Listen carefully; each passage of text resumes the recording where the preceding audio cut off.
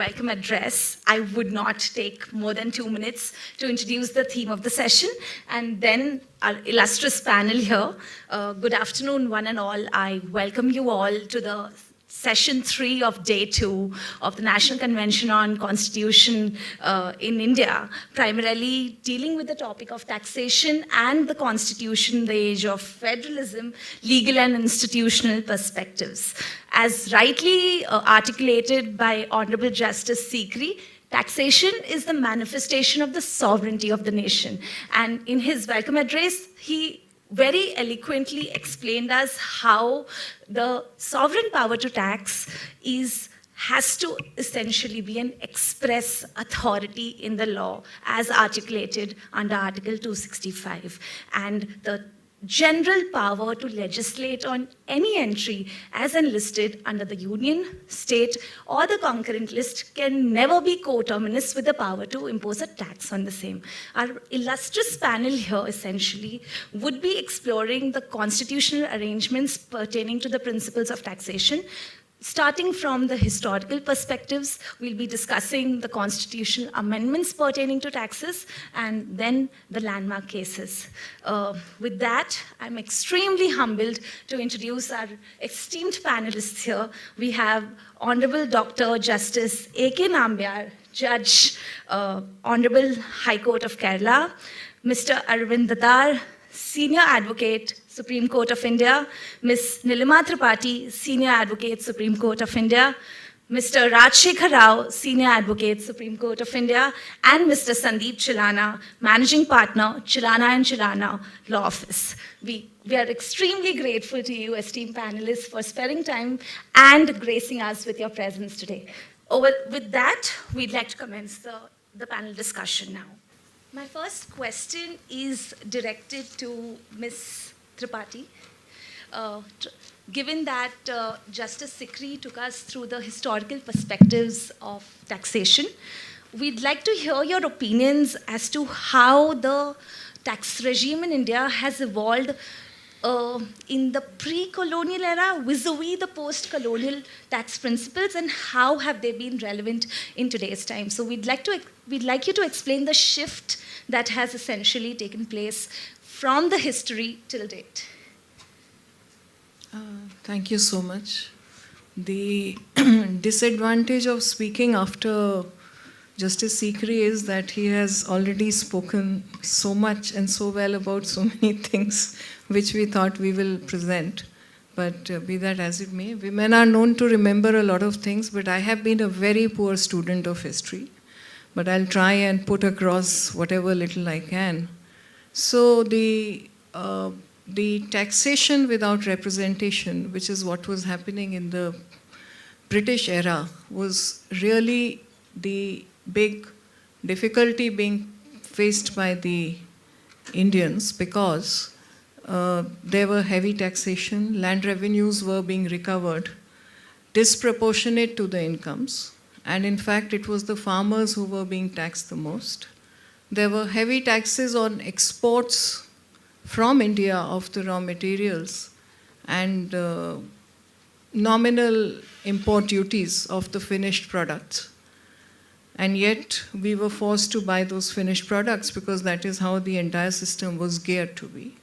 In fact, so much so that even after the 1857 mutiny, when the losses were suffered by the British government, even they were sought to be recovered by imposing higher taxation on the population.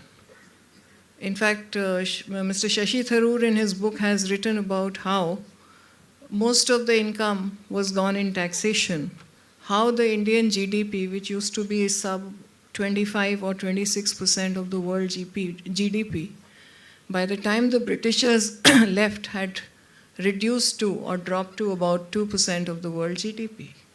So that is the extent to which we were stolen of our resources.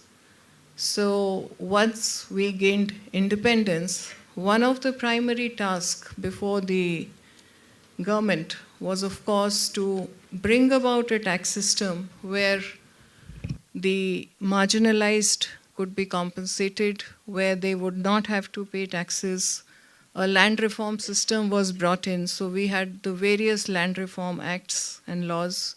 We had the Urban Land Ceiling Act, the Land Reforms Act, and various other laws to ensure that even persons who have had long tenancies over land could become owners of that land, to ensure that there are no very huge land holdings and land is available for everyone. Of course, over the years, we have had fragmented land holdings, which is again now a problem, but that's a separate aspect. Also, a tax on agricultural income and on certain minimum levels was exempted. So a tax structure was sought to be introduced where there was direct tax, indirect tax, but taxes were sought to be levied in a manner that the lower income category people will have a more rational system of taxation, where either they don't have to pay basis the fact that they have agricultural income or income on other similar categories, or where they will not be paying a very high tax. So there were tax slabs. Naturally, the industrialists and the higher income groups were taxed higher. Luxury goods, luxury products were taxed higher. That's how the tax system was sought to be rationalized. Of course, we have a budget every year. There are various changes which are made to the budget depending on the economic needs and requirements, which are considered to be best suited. But this is how the system has worked. We now, of course, have the entire new GST system, the entire new indirect tax regime, which stands replaced by the GST system, which is still into its early years, I would say, still struggling to establish itself fully. It has its own pros and cons.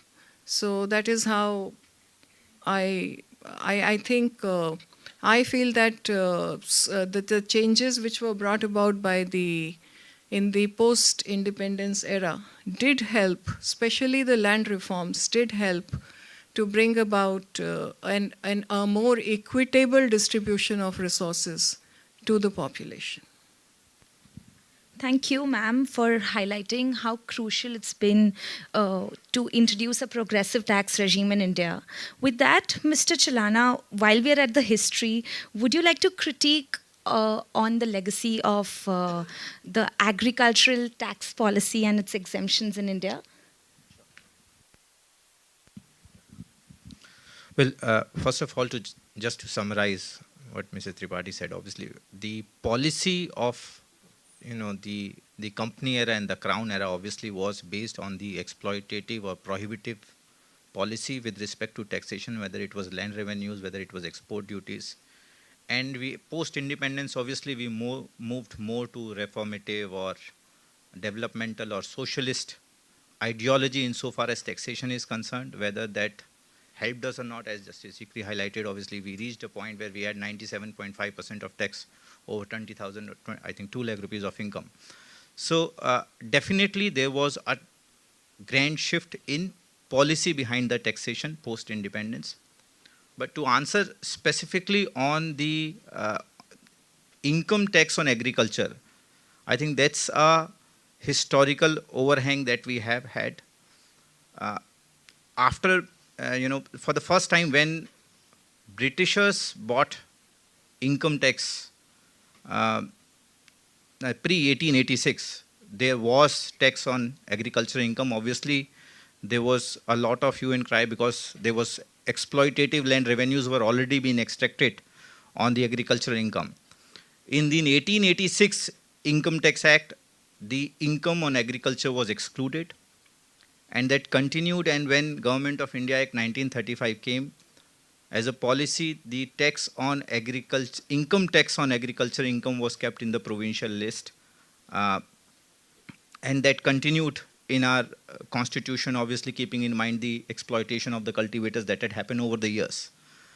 But what had happened is the exploitative land revenues that were there were obviously reformed as was highlighted. There was substantial land reforms, and all the taxes that were there and rents that were there, exploitative rents that were there on the land, have gone. But income tax has on agriculture has remained in the state rates and has remained exempt.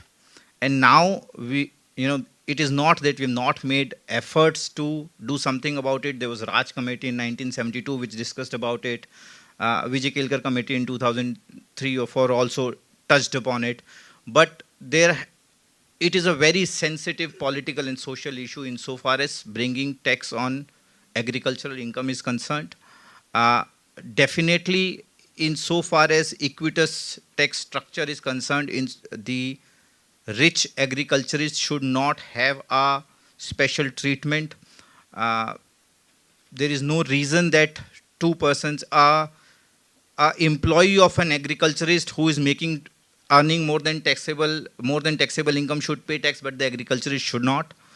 But I think that is one colonial overhang that we have had because of the policies that were adopted on account of exploitative rent revenues that have continued, and at least I don't know what is the way out, how we will come out of it. It is too political a thing to tax agriculture income in India. And that would be a separate debate altogether. However, going on to the next question, thank you so much for your views, Mr. Chilana. This question would be directed to Justice Nambiar. Sir, India is a federal state with a unitary bias, as has been reflected under Article 248, the residual powers of legislation to the center, and the doctrine of repugnancy. How do you think would the division of tax powers between the center and the state governments reflect on principles of federalism in India? Good afternoon, all. First of all, congratulations to all of you to be here this afternoon. A post-lunch session on tax is always taxing. But talking about the concept of federalism, and especially fiscal federalism, as you rightly mentioned, we have a federalism concept which has got more of a unitary tilt. And that was a deliberate action by our constitution, drafters in the constitution, primarily to see, because our federal principles are geared towards retaining the unity of our country more than a strict federalism as in the USA or other countries. So it was not as though we were a bunch of states or individual units, sovereign powers coming together to form a federation, conceding some of their powers to the federal government and then retaining the residuary with them. It was just the other way around. We had the individual units banded together for the purposes of the unity of the nation and integrity of the nation. And at the same time, the residual power was always with the center, not with the states. That principal distinction, which we had right at the beginning, led our constitutional biographer, Granville Austin, to actually make a comment that although we're talking about cooperative federalism today, we started off with the principle of cooperative federalism. In other words, contrary to what was happening in other countries which had true federalism, there was no competitive federalism between the units and the center. We started off with cooperative federalism. And that was largely because of the fact that in the initial maybe 16, 20 years after independence, we had only a single political party having power at both of the center and most of the states, barring one or two states. For example, the state I come from, predominantly most of the states where Congress ruled. And therefore, it was not difficult to have that kind of cooperative attitude when it came to sharing of powers. But that changed over the years, and the minute we started seeing the emerging of independent political parties in other states, we actually went into competitive federalism at a later stage, from maybe the 1970s and 80s. And now we're thinking of coming back to cooperative federalism through the introduction of the GST. So the sharing of powers, especially the taxation powers under the Constitution, starts off on that basic premise of cooperative federalism, and it is in that context that we have a separation of taxing powers between the center and the state. And as Justice Sikri was kind enough to point out at the outset, there are entries of legislation for tax in the 3 lists in the 7th schedule to the Constitution. In the first list, which deals with the union taxation, we have certain items, entries. The second list is with regard to state taxes, and in the concurrent list, we don't have any taxation entry. So it is very clearly earmarked. And that was all fine till 2017. And 2017, we had the Constitution 101st Amendment, which brought in the GST, 2016-17. And then we have now for GST, for bringing in a simultaneous levy of indirect taxes, we have 246A under our Constitution, which is the source of power for levy of GST. So 246A apart, all the rest of the taxing entries are clearly earmarked into different lists and therefore separate areas for taxation.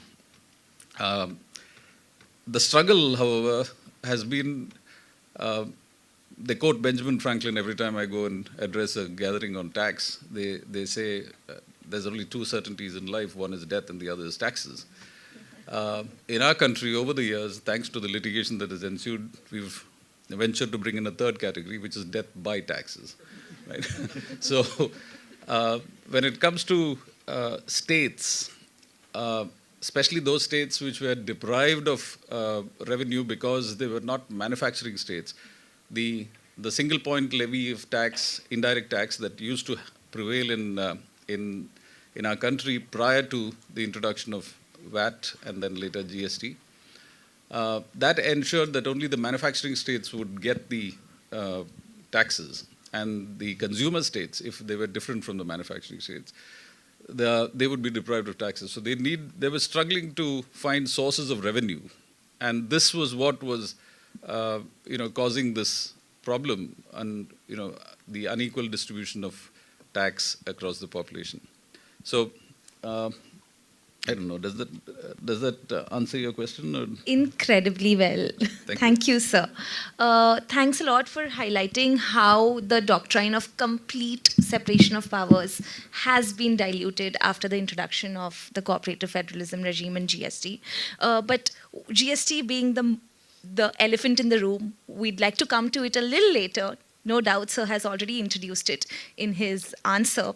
I'd like to go on to Mr. Rao, and let's go back a little bit to the 90s, wherein essentially how did the tax policies play a crucial role in bringing about economic reforms post the liberalization era. Maybe we could talk about that, and then steer the conversation a little more towards the GST perspective. So, sir, we'd like to hear your views on principles of liberalization post 91. Thank you for being here, and thank you for an extremely well-organized event. And I echo Justice Sikri's point on the museum. I think it's something that I would want to come back and spend a lot more time on, and I think it should be mandatory for most people too. Having said that, coming back to this, you see, taking a cue from what Ms. Tripathi said, as an evolving democracy, we started with a fundamental assumption that we were going to be a block of discordant units who've come together to be one central polity, and therefore our federal structure, which had a unitary bias. We experimented, and somewhere along the way, Ben Franklin, who said nothing is certain except death and taxes, has led to a situation where even taxes are now uncertain. Part of that is the dichotomy of the 3 schedules, in particularly Schedule 1 and List 1 and List 2 of our Constitution, which led to a series of conflicts between the center and the state, and with each one trying to push boundaries, because I think somewhere along the way, the most fundamental thing is if the underlying principle on taxation is that no tax without representation, representation starts at the most fundamental blocks. And therefore, really speaking, it is the state that represents the individual in the first place. And the center, in fact, reflects, the coalition of everybody. From that perspective, post-liberalization in the 1990s, we saw this entire dichotomy of a bureaucratic structure of antiquated tax frameworks, which was struggling to keep pace with the vagaries of modern life. And that's where I think the point that Justice Nambiar mentioned. We had a space where our polity as a whole was operating at extremely, extremely different spaces. A large chunk of the manufacturing sector was taken over by a few states, and we had large majorities of the entire country being left aside. That's the basis that leads us over a period of time to find various avenues of taxation, and leads us to a place where little aspects of life where states were trying to kind of put their spaces up and expand on their right to tax led to conflicts and frictions. All of that again brings us back, and unfortunately I think all of us are going to veer back to 2017, 2016, because it is these aspects of life that take us from the 90s, which was in a sense a largely tumultuous period, to the introduction of service tax, the 101st Amendment in 2004, and then slowly now we're trying to find what, in my view, is an interesting constitutional concept. How do you explain a space where the state, in a sense, is now going to cede its ability to decide on a day-to-day basis to one representative who forms part of a council where the center has a 1/3 share of the vote? I think that is the critical question from a federal structure. Are we now moving from a space where we are a federal unit, a federal structure with a unitary bias, to, for all practical purposes, being a unitary entity, and with the realpolitik, as it were, the minute you have a center, a party at the center which has a majority across the spectrum, does the representative of the state government represent the state, or does he represent the voice of the person at the center? And that perhaps is the question that we all need to ask ourselves, particularly from the GST standpoint. It's that aspect that I think I would find is going to answer many issues on the underlying constitutionality. And I have strong views on this whole GST regime, so I'll come to that at a moment. That is what I believe is going to be a telling future. And I think what Ms. Tripathi says, we'll have numbers in the next 5-7 years. We have a decade to see how this experiment works out. And you'll get two things. One is how the numbers play out and how people who are representatives of the constituents have conducted themselves. I think it's going to be an extremely interesting statistic and an extremely interesting output there, which will tell us whether we are what we are as the Constitution says, or have we moved far away from that. Thank you so much for your views, Mr. Rao, and fully resonate with them, honestly. Coming on to Mr. Datar. Sir, there have been 4 predominant tax-oriented constitutional amendments: the 6th, the 46th, the 88th, and the 101st Constitutional Amendment Acts, respectively. We would like you to please throw light on these amendments and apprise our audience here with the necessities of amending the Constitution in each of these 4 amendments. Thank you. Good afternoon, everybody. Thanks for inviting all of us here. It's been a wonderful afternoon. Now to speak on the 4 amendments to the Constitution, which are primarily tax-oriented.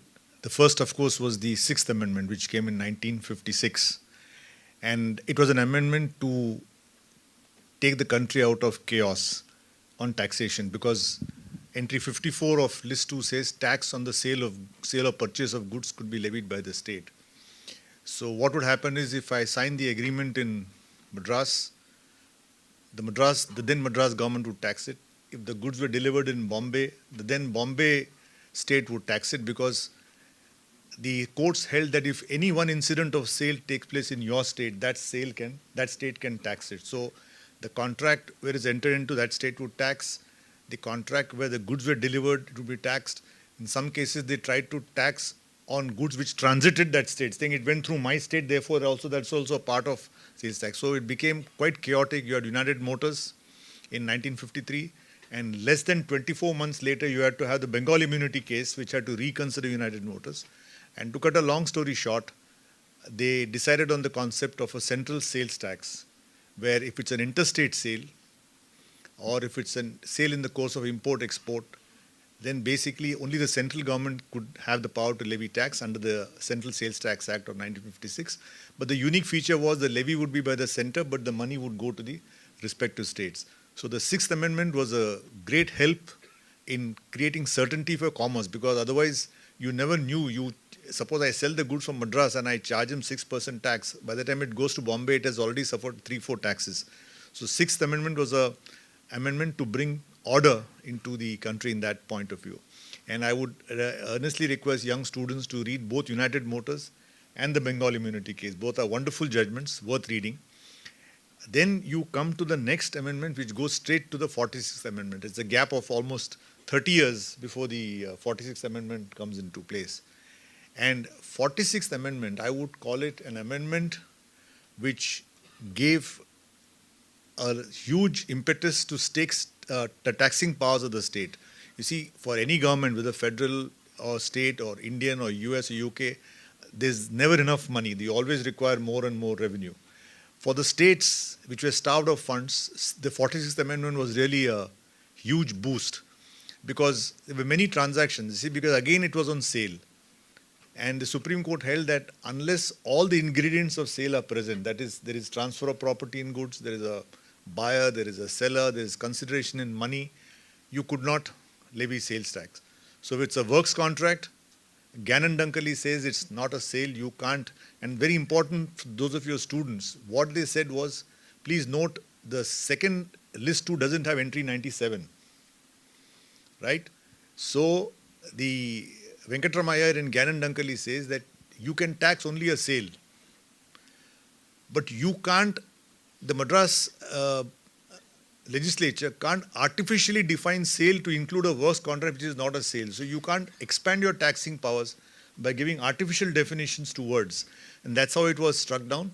And again, I'll tell you, read Gannon Dunkley. And if you get the time, I would strongly advise you, Gannon Dunkley is in 58 Supreme Court, but read the Madras High Court judgment, which is equally enlightening on this Gannon Dunkley. So the 46th Amendment was you could tax works contract. Then take, for example, hire purchase.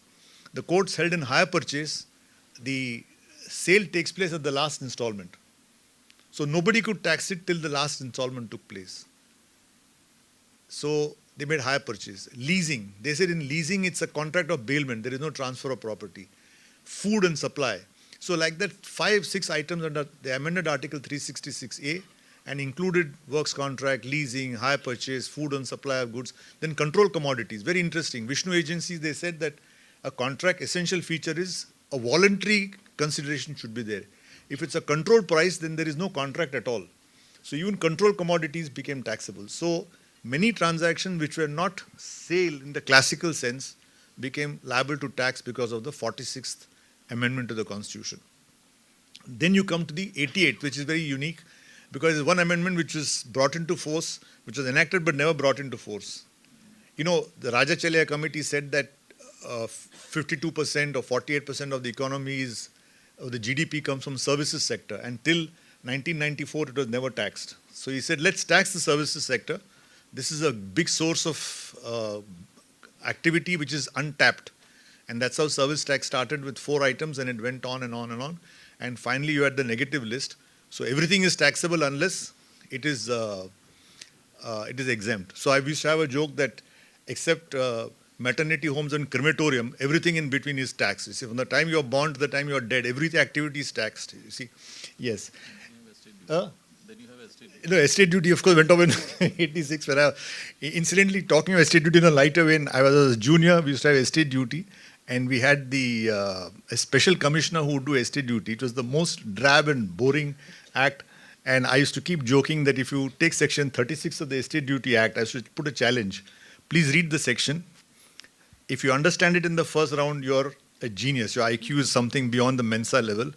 And I used to always tell people that if you're not able to sleep, read section 36. And after the second reading, you'll go to sleep. No need of any sleeping pills and all. It was so pathetically drafted, section 36 of the Estate Duty Act. Anyway, coming back to... Just interjecting you on estate duty. So you would not want it to be coming again any of the prospective budgets? No, it was a disaster. Let it not bring it back. Because ultimately you'll not even collect a few amount of money. And I remember there was a commentary on estate duty. I forget the writer. And on the front page was a cartoon of a man who was, say, 120 years old, all bones and nothing, and with pipes all over his body. And you're saying, and then the blurb says, he should have died a long while ago. Estate duty is keeping him alive. So, I still remember that. The taxable event is death. So, now coming back to the 88th Amendment. So, service tax was to be taxed. They introduced the 88th Amendment, put 92C in the Constitution, but it was never notified. So it is one amendment which was never brought into force. And my view is that it was not brought into force because the union did not want to share the service tax revenue with the states. That's one, that's what people say in taxing circles. And of course, finally we come, because we're running short of time, finally we come to the 101st Amendment, which is the amendment which brought in the GST. You know, we had the midnight session in Parliament and so on. Undoubtedly, it is the most important change. It's a tectonic shift in taxation. And for those of you who are students, what is the unique feature of GST? All along, we believe that there'll be union taxation, there'll be provincial taxation, state taxation. There'll be no overlapping. Either it's in the union list or it's in the state list. There's no overlapping. And that is the legacy of the Montagu-Chelmsford reforms of 1918, where he said there'll be something for the federal unit and something for the provinces, and both should not overlap. So each can tax money and raise revenue for its own purposes. But GST, and that's why those who are students, in list 3 there is no taxation entry. So GST for the first time enables Parliament and the state to levy tax. It's a concurrent power of taxation. There is no entry in the list on GST. Its source of power is Article 246A. Now, of course, there are different views on GST. I have my own reservations, but now it's come to stay and it is going to be there for many, many years. Justice Sikri raised a very important point. Today, it's an outstanding example of cooperative federalism. All the states have worked in tandem. They have worked with a particular purpose, and there's been very little of, ultimately, there's been discussions, debates, but the GST Council comes with one particular view. But there is a danger. Nothing prevents a state from taking a completely different view, because in Mohit Mineral they say there can be uncooperative federalism. So tomorrow, if a state decides that no, I want to go my own way, there is very little constitutionally which will prevent it from doing so. So GST is a concurrent power of taxation, and I'll only mention one thing, that GST now enables concurrent taxation, and I must mention my own, always I had been this belief, when you had two separate tax, union tax and state tax, sometimes they'll be overlapping, and you applied the pith and substance theory. Is it pith and substance in list 1 or pith and substance in list 2? And somehow, with due respect to Justice Sikri and other Supreme Court judges, it was blurred in 1990 by the aspect theory, which I've always believed should never find a place in our constitution. It has to be pith and substance. It can't be both. It's either one or it is two. You can't create an aspect theory out of it. But today, GST is an excellent example of the concurrent taxes, both union and state taxing it. It's worked very well, but this is one point which we have to be careful of. And with the permission of the moderator, I'll just mention about Justice Sikri mentioned 97% and so on. When the income tax was introduced in India, there was a furor in the British Parliament. They said it will never work. There's a lovely article in the British Tax Review on the history, and the British, one member of Commons, he said, this is planting a British tree on Indian soil. It will never bloom. And bloom it did. And how? Why? If you read the first Income Tax Act, as all of you know, the income tax history is in 1812 or 1810, which was to finance the Napoleonic Wars. William Pitt the Younger put the first income tax. But in India, when it was introduced, you'll be surprised that if you earn more than 300 rupees per annum, your tax was 2%. If you earn more than 500 rupees per annum, your tax was 3%. And the House of Commons debate said this is atrocious. You can't levy 3% tax. It is so heavy. And now what Justice Sikri said, 97% is valid. But there 3% was found to be exaggerated. So this is the history of taxation. So these are the 4 important amendments. Thank you.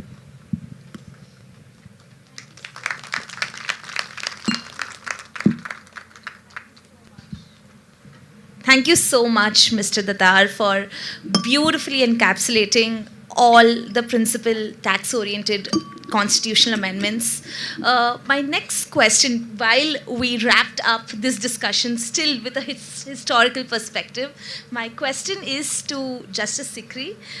Sir, in the Jindal stainless steel ruling 2016 9-judge bench, principles of restrictions on freedom of trade as enlightened under Article 301 and 304 of the Constitution were debated heavily, with a string of past rulings overturned by the Constitutional Bench. Would like to hear your views on this very pertinent aspect. I don't have to say much. That's a judgment of 9th bench which is there. Of course, I think I remember Mr. Datar argued that matter. I was part of 9-judge bench, so I'd like to hear from Mr. Datar what he feels about that judgment. How much he wants to criticize us. Yes. So now that you've retired, there'll be no contempt, sir. Well, we did argue Jindal on entry tax. The question was on entry tax. I think basically, if you read the Atyabari judgment and the old judgment, it was a very small amount of entry tax. Then they said no, though if it's compensatory in nature, etc., there's no time now, we'll get into it. So Jindal finally resolved the whole issue and said that entry tax was perfectly valid. So my only one quarrel as a student of constitutional law is the observation by the majority that tax doesn't form part of 301 to 304. That is, according to me, may not be correct, because it says any law, and I think law should include taxation law.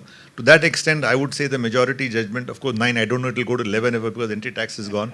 But that to say that law in 301 will not include tax law may be error, is my humble view. No, That's I remember, I can say so today, when the judgment draft was being discussed, I specifically pointed out this thing. But then majority wanted it that way. Yes. And the other point, sir, which you also had then later held against us was on entry tax. What we argued was, see, when the goods come from, say, Iran to India, some oil comes in. Yes, that's the point.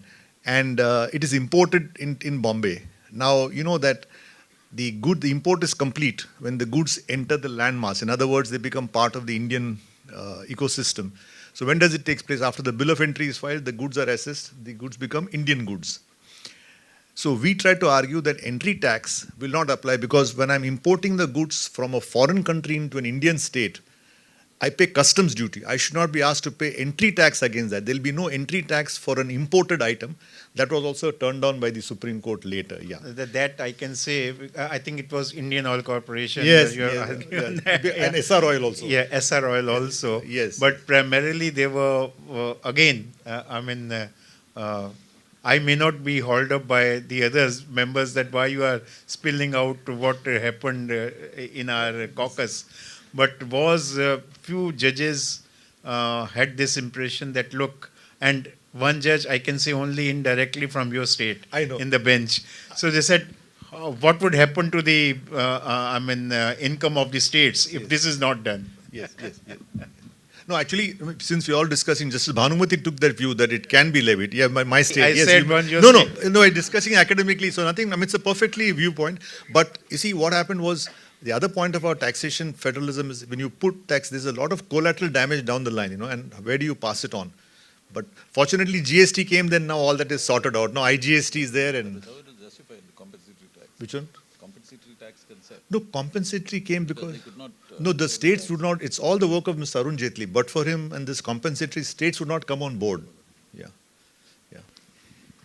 All right. Coming on to my next question, thank you so much for that insightful overview with regard to entry taxes, Justice Sikri and Datar sir.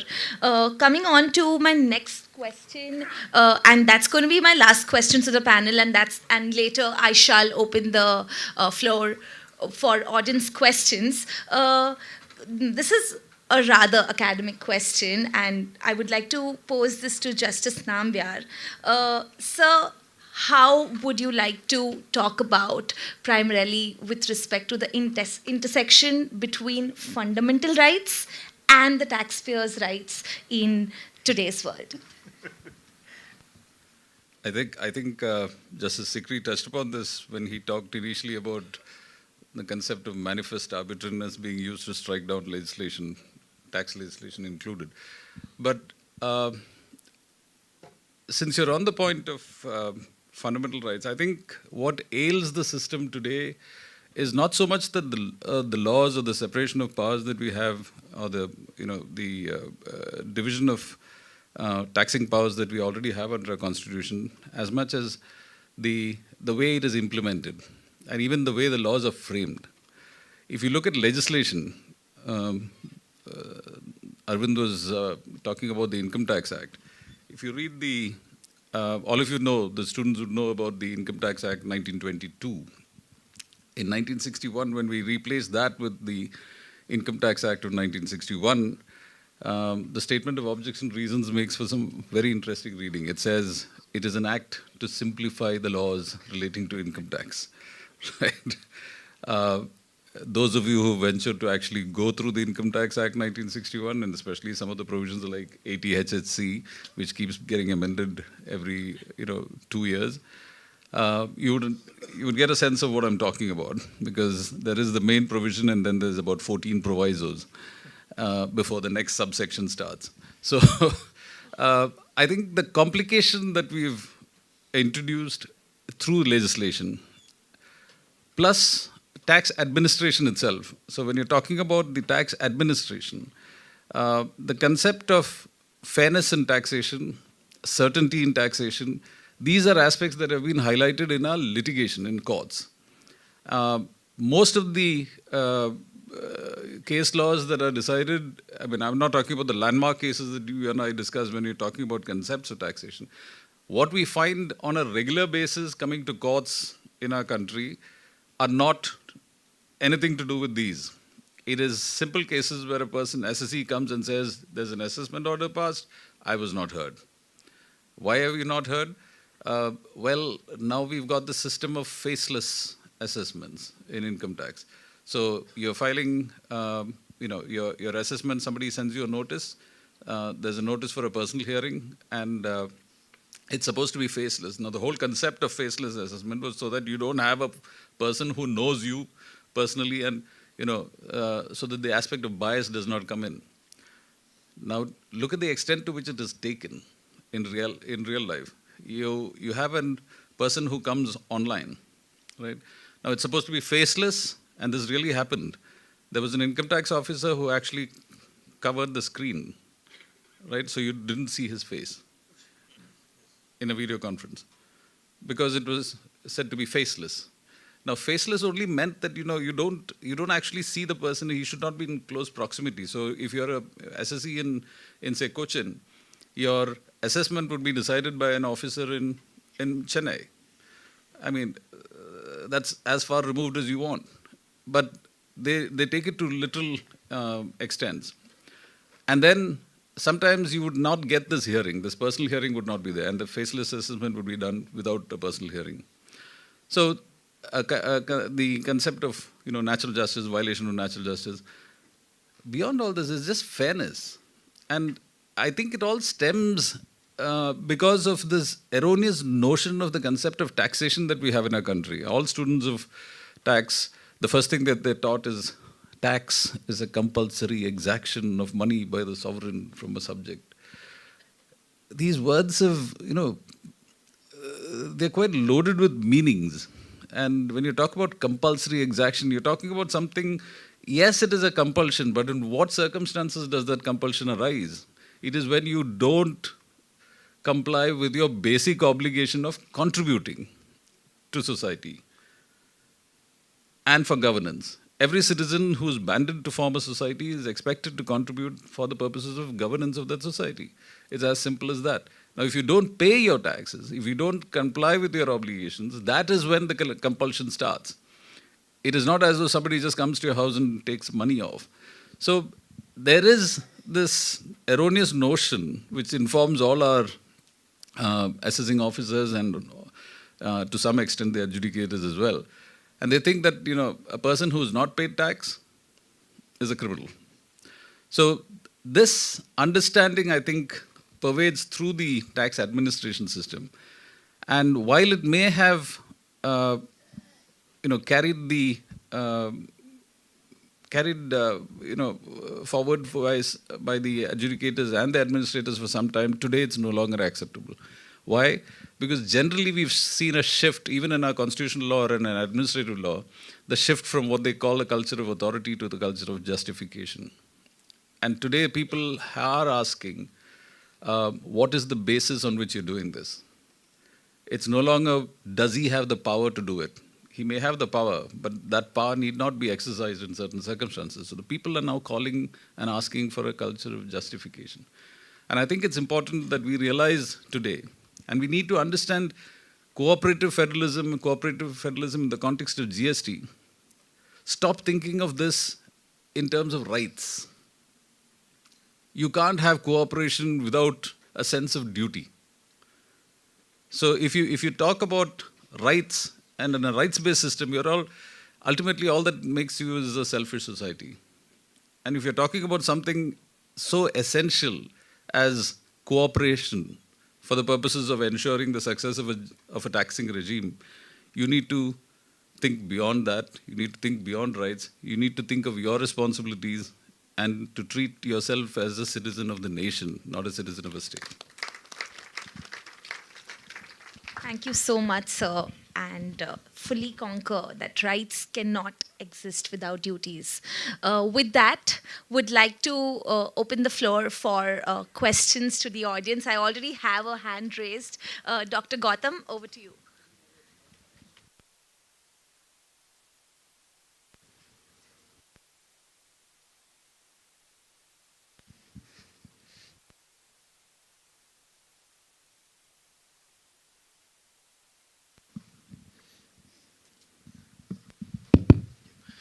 Thank you, Justice Nambiar and Mr. Datar, all the panelists, Mr. Rao. I have a quick question. This is a very specific, very pointed question. I believe I might have a few students of mine today. We are all very interested, and I think Justice Nambiar has already anticipated that question. Mr. Datar, respectfully, this is addressed to you, principally. This pertains to entry 84 of list 1. Entry 84 of list 1 was amended by 101st Constitutional Amendment. After the amendment, the entry stands as follows, and I quote, duties of excise on the following goods manufactured or produced in India, namely A, petroleum crude, B, high-speed diesel, C, motor spirit, commonly known as petrol, D, natural gas, E, aviation turbine fuel, and F, tobacco and tobacco products. Before the amendment, before 2016, 16th September 2016, the entry read as follows. Duties of excise on tobacco and other goods manufactured or produced in India except A, alcoholic liquors for human consumption, B, opium, Indian hemp and other narcotic drugs, but including medicinal and toilet preparations, etc. That's a verbiage. My question to you, sir, is, has Section 20 of the NDPS Act that criminalizes possession of cannabis become unconstitutional after the First Amendment? Because the word Indian hemp is now out and there is presumably no justification for Section 20 to exist on the statute book.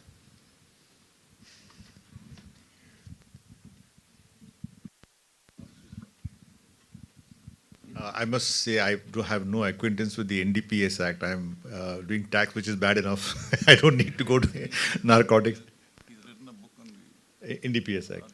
Yeah. No, coming to cannabis, yes. Incidentally, if you're, we are doing a PIL in the Delhi High Court. For the great legalized. I've been following that case, hence the question. Yeah, hence the question. No, see, one thing, don't confuse the taxing entry with the penal section. This is a pure taxing section. And since you asked this question, your students should know one unique feature of the constitution is agriculture comes in the state list, agricultural taxation.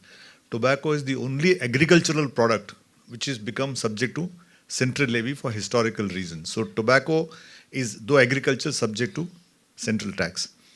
Now what they have done is, if you read the GST Council debates, if everything goes to the GST, CGST and the respective state, what is remaining with the states? So in all the debating thing, what happened is, you're at entry 84. It's a mirror of the new entry 54. So what has happened is, on all these petroleum products, the excise duty will be levied by the center. The sales tax will be levied by the states. So if you read both the entries, only tobacco will be missing in entry 54, the amended entry 54, number 1. Sorry, please. Sorry, so that's actually, entry 51 of list 2 continues to say Excise that the duty duty of excise of Indian hemp can be imposed only by state legislatures. Yes. Still to. Excise duty, So yes. therefore, if the subject is leviable, I mean, if only a tax can be imposed on agriculture, possession or trade of cannabis, then quite clearly there is no constitutional justification to criminalize it. I don't know, because see, it may come under public health. Yes. Just a secret, will answer this. So,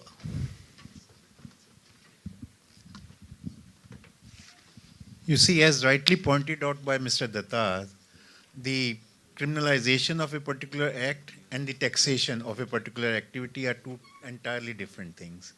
Now, let me give an example, simple example of income tax. If somebody earns an income from an illegal activity or trade, that doesn't mean, or that may be illegal, that may be prohibited. That doesn't mean the tax you don't have to pay. So therefore, this is the simple answer to that. That doesn't mean that if the tax is imposed on that, then that activity becomes legal. So taxation can be on income, of any kind of income, and even if the activity, so tax is on even say gambling.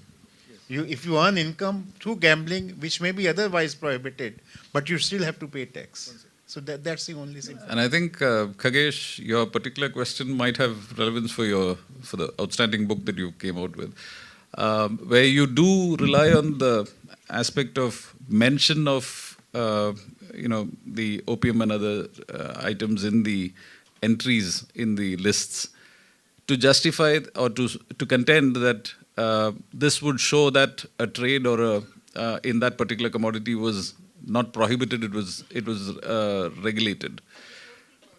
Yeah. So, but as Justice Sikri was and Mr. Datar was pointing out, it is merely because the entry has been amended and the express mention of that has been taken out does not mean that there is no power, because in either event you have entry 97 in union list for any tax, including all tax. Correct. So the entry 84 was with regard to taxation, imposts. Or it can say criminalize. It can't say both at the same time. No, it can be both. In which case has it done? No, it can, you see, the general taxation entries, the first principle is that the taxation entries in the list have to be specific. So you can have a general entry dealing with the subject, and you can have a taxing entry which deals with tax in respect to that subject. So the criminalization would come under the general entries. Yeah, in fact, to further what Justice Sikri said, if you earn money illegally, Haji Abdul Shakur's judgment is that Chagla judgment confirmed by Supreme Court, that you earn money illegally, initially the expenditure you spend to earn that illegal income could be allowed as a reduction. That was allowed. They said you go taxing illegal income, but then you are tax only income. You're not going to tax the gross receipts. You're going to tax my income. So whatever I earn minus my expenses will be the taxable income. Now they've introduced explanation 3 to section 37, which says if the activity is prohibited or illegal, you can't get a deduction. Yeah. Just one short point also. The aspect of, the fact that something has been taxed does not make it legal has also been deliberated a lot with respect to taxation of digital assets, at least prior to when the amendment happened. So obviously, as Mr. Datar said, merely because there is an ability to tax or a tax has been imposed on something, that does not make it legal if it is otherwise prohibited under any other entry, including law and order, public health, etc. Also, with respect to regulation versus tax, I think the largest bench judgment, 9 judge bench in Lalita Prasad now, in industrial alcohol, where entry 8 and entry 51, though they refuse to go into it, says that power to regulation is completely separate from power of taxation. All right. Thank you so much for stirring that question, Dr. Gautam, and our panelists for doing phenomenal justice to it. With that, I'd like to call it an end to this rather riveting and hopefully not so taxing a session.